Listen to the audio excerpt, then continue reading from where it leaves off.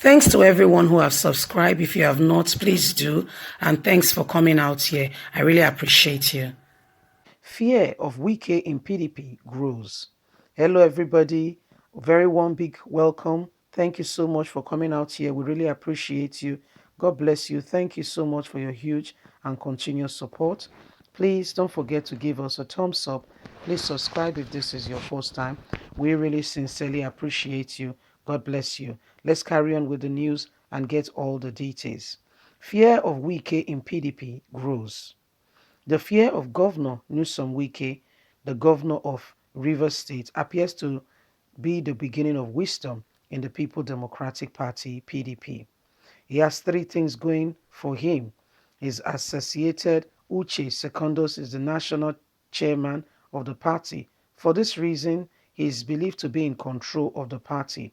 His state, Rivers, is rich. For this, he is believed to have a huge war front, war chest ready to face any battle. The man is fearless. Speaking about his personality, he is a fearless man. He does not miss words. If he has to speak, he says it as it is. He speaks his mind, or even and ever ready to take on anybody in the party. The ruling of Progressive Congress, as well as PDP, who is a man of his word indeed. In 2018, when some chieftains of PDP were scheming to move the Congress to the party from Port Harcourt to elsewhere, Wike dared the party to try it and see what would happen. The chieftain-headed warning of the Vice President Atiku Abubakar had to pay a noxious visit to Rivers State with some national executive to pay to the party before they could schedule the buy-in for Wike in 2019 failed presidential bid. Before the September 19 Edo State election, he berated some unnamed national executive of party for working against the interests of the party by excluding those who matter in the Edo State chapter of the PDP. The powerful chieftain of the party rushed to Port Harcourt to plead for forgiveness. As things stand today, Wike has positioned himself in such a manner he will likely determine who gets what in 2023. Whether aware of his influence, some of the permanent and new presidential governorship aspirants of the party are weighing options on how to free the party from his control. It seems the Holocaust tax in the event that they cannot. Some have resolved to look for alternative platform. Our presidential aspirant said the governor and his associates are in control. They are either with them or you are an outsider. They are getting results and are therefore emboldened, but we won't allow anyone to dictate the pace of what happened in PDP. This is the state of the matter at the moment. So some people find and feel that Newsom Wike is a dictator and that he dictates and determines what happens in APC. Some people feels that Wike, as is standing up and whatever he says is what stands. Whatever he decides is what stands in APC. However, truth, during the time of Governor Gordon Obaseki, the Edo State governor, we saw Governor Newsom Wike. We saw him speaking and saying that, this and this and this and that should be done in Edo State. At some point, it was like if they don't listen to him, he's pulling out. Everybody had to quickly succumb and say, yes, so, okay, what next? What do you want us to do? I'm talking about the influence of Wike in Rivers State. But the truth of the matter is, we can see that this political party, their end is just around the corner because the youth are taking over. So if Wike wants to be wise and continue in his dynasty, what he can do, an advice to him, is partner with the youth. Yes, partner with the youth. How would that come about? He needs to stand up. He needs to be honest. He needs to speak up and not be in a cocoon or in a space. He needs to stand up and say for truth. Well, youth, I'm going to stand with you.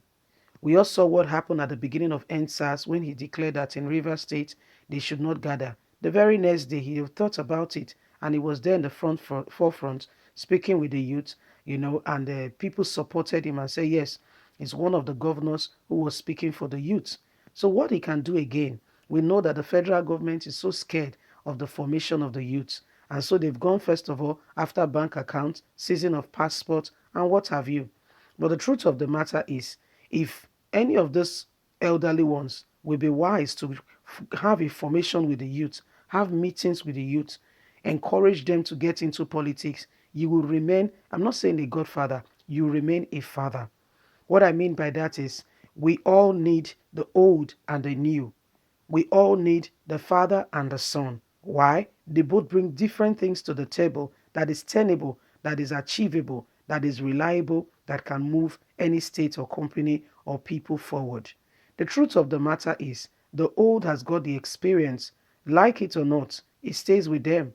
You cannot take that experience from them. The old have got that experience over time that comes with age.